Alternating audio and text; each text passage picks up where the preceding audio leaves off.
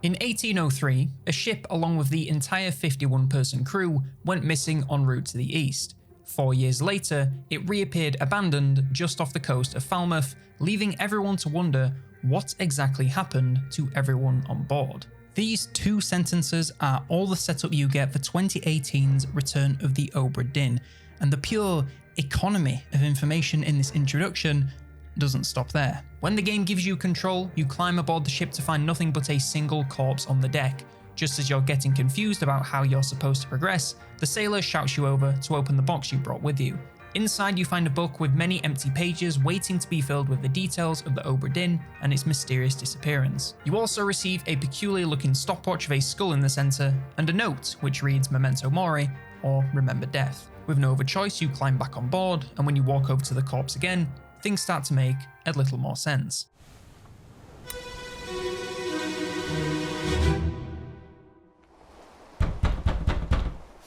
Captain! Open the door! Kick it in. Ah! Lest we break it down and take more than those shells! You bastards may take exactly what I give you! The efficacy of this introduction cannot be understated. Everything I've mentioned happens in little more time than I've spent talking about it. Within 5 minutes you have the setup, goals both overarching and individual, and the tools you'll have at your disposal to get there. You're now ready to take on the rest of the game and get to the bottom of what really happened to the Obra Dinn and its passengers. Introductions are tricky. Chances are this is at least the 5th draft of the one you're hearing. They need to convey so many things in such a short period of time that can feel like cramming an elephant into a handbag, and they don't like when you do that. However, when done right, I found it leads to some of the most engaging experiences I've ever had. So today, I'm going to talk to you about some introductions to video games and why I think they are some of the best to ever do it.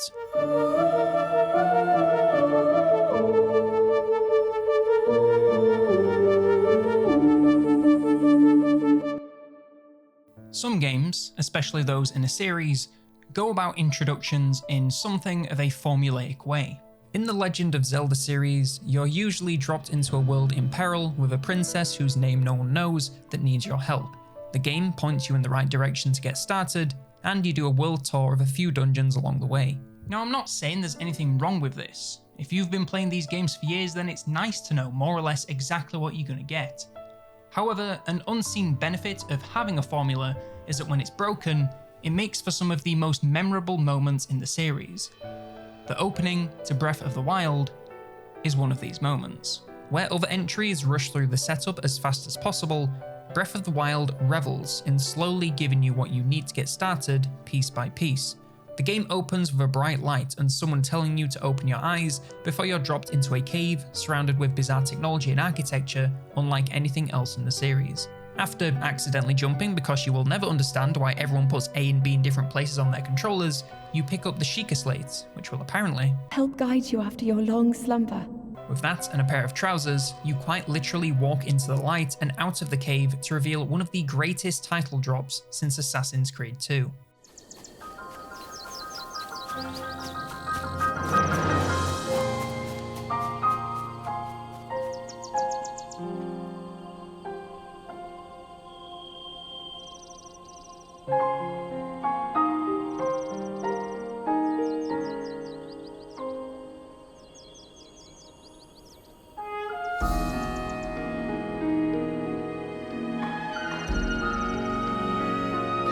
From here, you're slowly introduced to each new mechanic the game has to offer.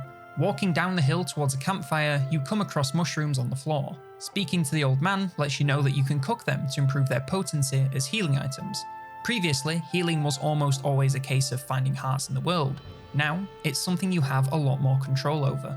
Combat is the same, with you battling your first enemy with a stick that breaks in just a few swings. No more swords that will stay with you for the entire game. You will constantly be cycling through different weapons and can swap to the most powerful ones when you really need them. I won't go through every single thing in detail as it's not the point I'm trying to make. The game is subverting your expectations of what a Zelda game can be at every turn. Normally, you collect various tools over the course of the entire game and they stay with you all the way to the end. Here, you instead have to scrounge around to find whatever you can to aid you in your quest. A quest, by the way, that you still haven't been given.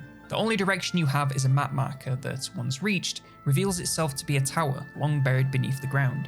Upon interacting with it, it not only raises itself into the sky, it causes a number of other towers to do the same, all over the map. It also reveals a small section of said map, but it's a far cry from other games of a tower system.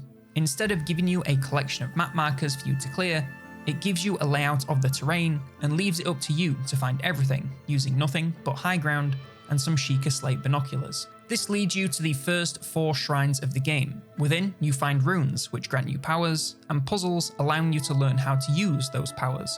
One great touch for each of these shrines is that they have loot nearby that can only be accessed by using your new powers. This not only rewards you for paying attention to your surroundings, but demonstrates that not only can you use these powers outside of shrines, but that doing so will be necessary for your success. Once all 4 are completed, you finally learn what's going on and are given your goal for the entire game. It's still about helping the princess and saving Hyrule, but the way it's presented leaves the path to the credits completely up to you. Once you leave the tutorial area, you can go anywhere you want. That means you can head straight to the castle and take on the final boss, turn in 180 degrees and go in the opposite direction, or follow the man's recommendation and go to a relatively nearby village where you'll get another nudge in a certain direction. The freedom it gives you after this roughly hour-long tutorial area is unparalleled and almost overwhelming when you take a look at the map and see just how far out you can zoom. This smaller area of the game that you initially thought was teaching you the ropes was actually acting as a microcosm of the rest of the game. Each of the much larger areas you can explore will have a tower to climb and a near countless number of points of interest, and you have the choice to go anywhere and engage with as much or as little of it as you like. It may not work for everyone, but if it does, it fills you with this sense of pure wonder that very few games have ever replicated. This vast world full of possible objectives that only you can set yourself, combined with these survival elements of breakable gear and the need to collect and cook your own consumables, comes together to create an adventure in the truest sense of the word. In most games, completing them means completing the story. Here, in Breath of the Wild, you're not following some predetermined order of things. You're writing a story all your own. A game that takes an entirely different approach to story is 2016's Doom. From the very first moments, you are thrust into unrelenting violence, with no real need for motivation or narrative. After some brief dialogue essentially ordering you to rip and tear until there is nothing left, you wake up surrounded by possessed zombies. Your first action isn't to move or select a dialogue option or anything like that. You just grab a gun and mow down everything in sight. In the very next room, you find the iconic set of armor, and once it's on, you attempt to get a sit rep of what's going on and where you are. When that doesn't work, someone attempts to talk to you through the screen, but you smash it to pieces before they can even get started. Welcome. I'm Dr. Samuel Hayden. I'm the head of this facility. I think we can work together and resolve this problem in a way that benefits us both. We don't have much time.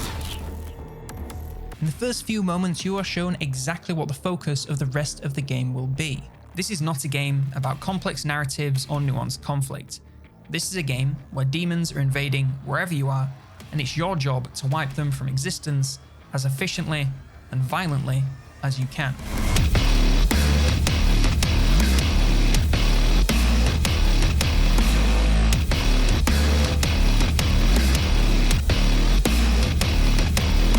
The following sequences only further reinforce this. First, by introducing you to glory kills. Using these not only executes enemies in glorious, gory fashion, it also rewards you with health, making relentless assault one of your main methods of survival. Later, you can even find a chainsaw, and using this will instantly execute enemies and cause them to spray both viscera and ammunition in every direction. This helps keep your ever-expanding arsenal of weapons locked and loaded. There are also pickups that provide the same thing spread all over the world, but in a way, it's as if the game doesn't want you to make use of them. They're there as an option, sure, but if you really want to cleanse the demonic presence from the world as efficiently as you can, why should you stop to collect health and ammo when you can just continue to tear your way through enemies and keep yourself topped up that way? There's also the fact that combat quite literally never stops moving. If you remain in one place, demons will close in on your location or pick you apart from afar, and even with the legendary set of armor, you're not immune to their attacks. You must keep moving at all times to stay alive, to close the distance and perform glory kills to keep yourself healthy, or to cut them in half with a chainsaw to replenish your ammo. It never stops and gives you no time to think about anything else but the task at hand. The momentum the game gives you from the opening bell is like being shot out of a cannon. Where Breath of the Wild is a scatter shot giving you the option to go in any direction you please, Doom is a heat-seeking missile, where the only direction you need to worry about is the shortest route to the next demon. Once the game is out of the starting blocks and the hardest title drop of all time has been shown, it realises you're not going anywhere and starts to introduce optional pit stops. Don't worry, the momentum of gameplay during combat never slows below full sprint. However, when you're not fighting for your life, the game rewards you for taking the extra time to go back through the map with a fine-tooth comb.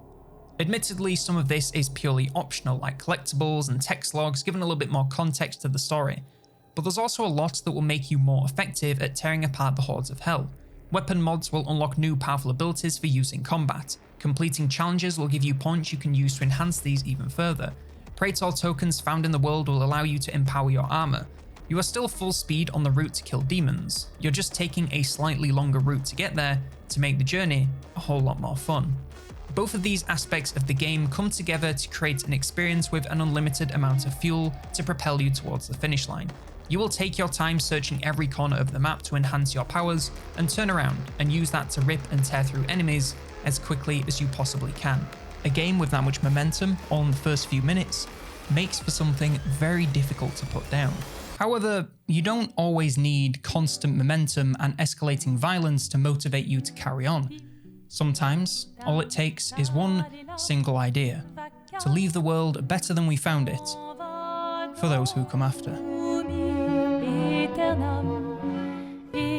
Gustave, dom guardiam, dilim didididilam, lutes seradodidom, seram.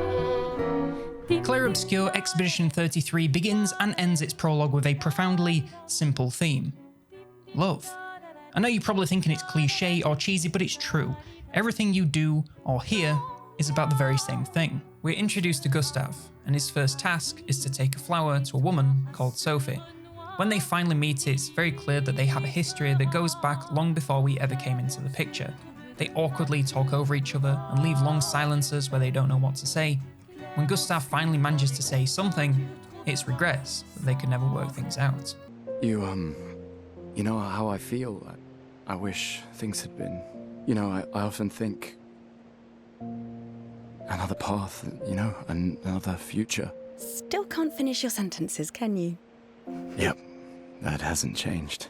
Whatever reason they broke up, it clearly wasn't because they stopped loving each other. A little later, Sophie speaks to a woman called Marie, who questions why she never had children, and we get our answer. Gustave and Sophie disagreed on wanting to have children. As for the reason Sophie was against it, well, to explain that, we need to skip forward a little and find out what this gamage is that everyone's been talking about. I don't know that I have the words to properly explain this sequence and do it justice, but what follows their arrival to the harbour is what convinced me I was experiencing one of the greatest things I ever have, video game or not. I think it's probably best if I just shut up for a moment and let it play.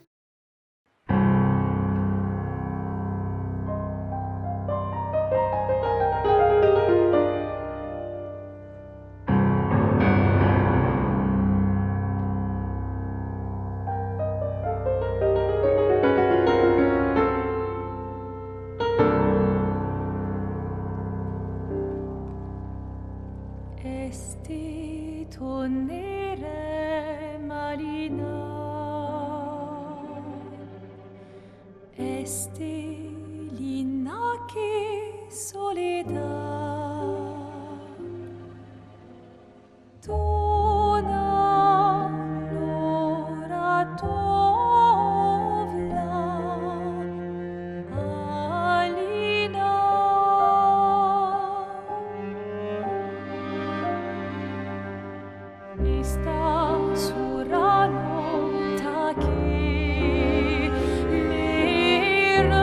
noir, ton art est fouet.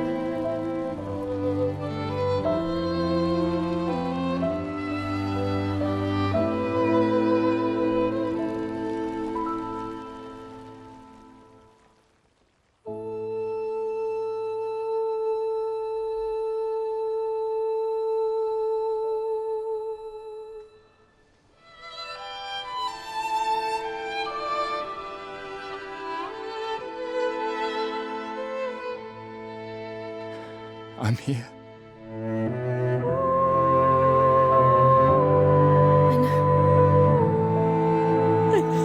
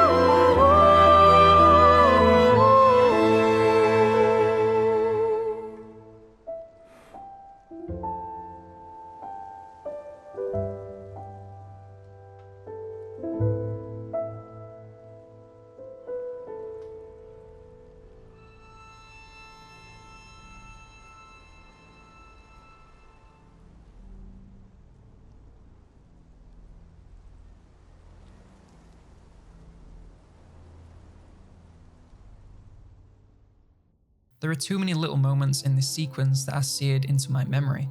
The way Sophie shakes her head in disbelief when the number is painted, the way they pull each other close when they know it's coming, and most of all, the last words they say to each other before she goes. We finally understand why Sophie was talking as if her life ended today, and why so many people were wearing and buying flowers. The gommage is the day the paintress erases the number on the monolith and counts down to the next. It's the day that everyone above that age is erased from existence until nothing but dust and flower petals remains. This is the reason Sophie and Gustave didn't stay together. He wanted to have children as he believed he could go with the expedition, take down the paintress and put an end to the countdown hanging over their lives. Sophie believed they should accept their limited time and treasure it. She felt it was selfish to bring new life into the world if its only fate is to be abandoned by its parents before it even understands what's happening.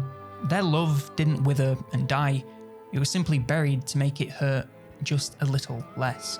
However, theirs is not the only love on display as you walk down to the harbour together. Marie has a daughter, and they stand holding hands and staring down the inevitable. Richard, Sophie's colleague, laments that his last words to his son were a fight, and that now all he can leave him is a gift passed on once he's gone. The countless couples and families you walk past, the pair on the roof spending their last moments in a shared, solitary peace. It's from all of this love that motivation is born. Gustave looks into Sophie's eyes as she goes and holds himself together just long enough for her to be at peace. As he looks at her petals floating away into the distance, he finds the paintress in his gaze and we see a shift. He's hurt and heartbroken, but he's also determined and, honestly, a little pissed off. Like, if someone looked at me like this, I'd be running for the hills, kicking up more dust than you can shake a stick at. It may not hit for everyone because this is 30 minutes into the game if you really take your time and talk to everyone. But for me, I was ready to grab every rock I can and throw them at the paintress myself. You also have to remember that what we're seeing is a Lumiere that's already 67 years into this cycle.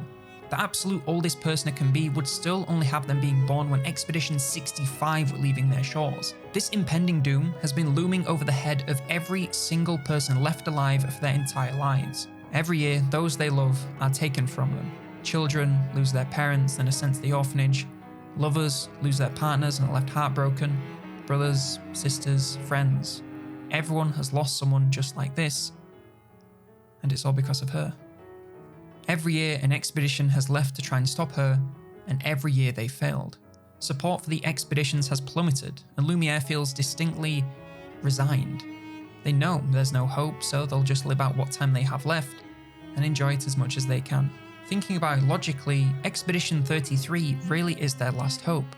After them, the age of expeditioners will only get lower. And do you really think a group of 25-year-olds are going to get the job done? I mean, look at me. I don't think I could stop an actual painter, never mind some giant magical lady. All of this comes together to give you some of the strongest motivation to accomplish a goal you'll ever see. You're not doing it to stop the paintress for Sophie or Gustave or for any one person in Lumiere.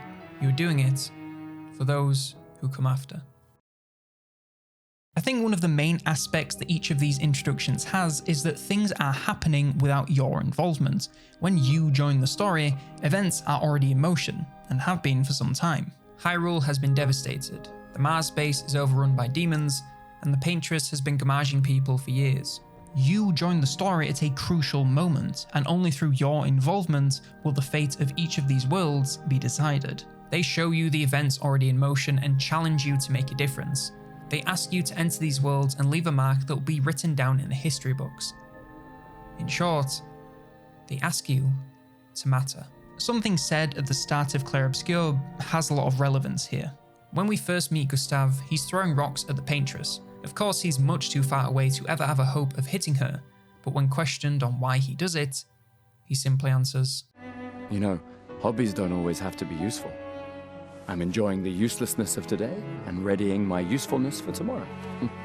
It's a fun quote and a great get out of jail free card if anyone questions why you're not doing something productive. But beyond that, it's a great line to sum up how we experience the medium of games. By literal definition, they are useless. You can experience stories or enjoy engaging combat and a billion other things not possible in any other form of media. But at the end of the day, playing a game in itself isn't all that useful. You could say that the reason to play them is to enjoy their uselessness to ready your usefulness for later. However, another way to look at each of these games is that even though you may not actually be doing anything useful, they allow you to feel like you are. If you didn't intervene, Hyrule would be ruled by Ganondorf, demons would invade the universe, and the residents of Lumiere would, eventually, be erased from existence. It is only through your uselessness that these crises can be averted. So, is it really that useless in the first place?